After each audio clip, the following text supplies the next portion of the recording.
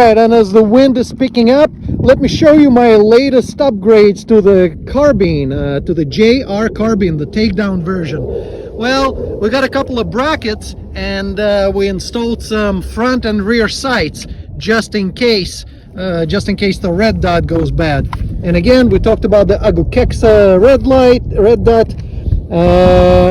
That's about it. Oh, a cheap Chinese flashlight. So look at this monstrosity. Oh yeah, upgraded the stock too. Yeah, the stock got upgraded, and that's a big difference. Yep, Mission First Tactical. All right, so how about we shoot it off? Let's see how it goes. Is the red dot on? Yes, sir. All right.